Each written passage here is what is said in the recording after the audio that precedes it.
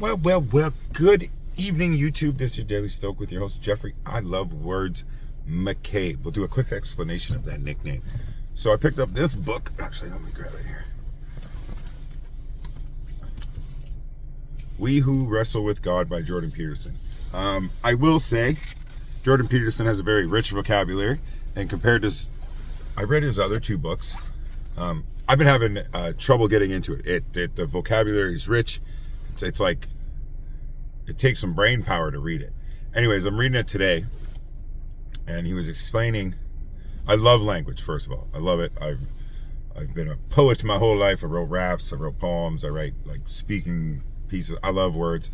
I love language so much. So, anyways, like second chapter, wherever I'm at in the book, he's explaining that you can map out mathematically, you can map out the meanings of words and how they correlate with each other, and what words are like the center of other words. Like the word dragon will most likely be followed by magic, fire breathing, all these things. I can't even remember it so much, but I was like, whoa, I've never even thought of it that way. Essentially, I think what he's trying, I haven't finished the chapter yet, but I think it's like, so this is about the Bible, and I know because I listened to a bunch of lectures from him that it's the psychological significance of the stories in the Bible and how they form, or how they play a part in forming just about everything we know. And it's the Bible, it's movies, it's the stories, the books, everything in our life is symbolic and in an archetypal story. But the way he's explaining now how words work and meaning, and how you can map out the meaning of words in sentences, through paragraphs, through stories, it is open up. I just love that. The thought idea, like the thought exercise to think like we see, we read, and we hear everything in these like maps of meaning. And I know he had a program called Maps of Meaning, but I thought it was always just about for self-improvement, like you write 5 years into your future, good or bad, and then it really opens up your eyes to like how bad things can go and how good things can go. But this is a little different than that. It's like the correlation, or the I don't even have the right language to use. I was like, wow, that's amazing. I love stuff like that. I will contribute, like I find this book, I almost have to read it out loud. I should probably start writing down words I don't understand. It's been a difficult read, but very inspiring thus far. So back to the point at hand. As always, we're reading the Daily Stoic, 366 meditations on wisdom, perseverance, and the art of living by Ryan Holiday and Stephen Hasselman. If you don't know what Stoicism is, like I say every single time, go Google it and do some research for yourself and see if it's something that speaks to you. I'm not gonna be long tonight. I'm tired. I was up early, went for a walk at the beach, I went to the gym, took my kids for dinner. It's been a full day and I am exhausted. February 20th, the Grand Parade of Desire. Robbers, perverts, killers, and tyrants gather for your inspection their so-called pleasure. What? Gather for your inspection their so-called pleasure. Marcus Aurelius, Meditations 6.34. That reminds me, I gotta finish that book, Meditations. I found it's a great read, but it's essentially the same as this. It's like little paragraphs at a time, and I was just like, I couldn't seem to like read it as my everyday reader, so I will make my way through it. Anyways, let's see what he's talking about.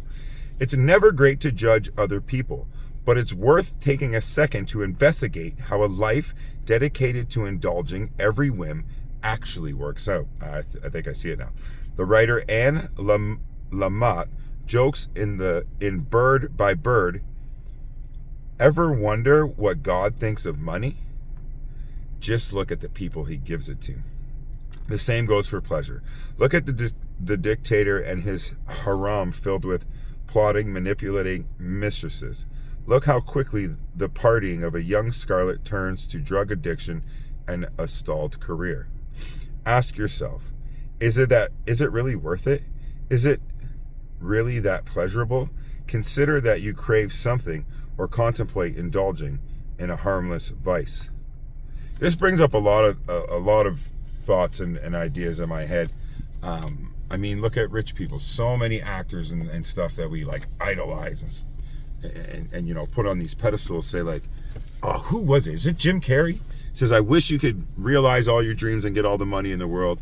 I hope you could get all the money in the world so you could realize that it's not the answer. It doesn't solve the problem.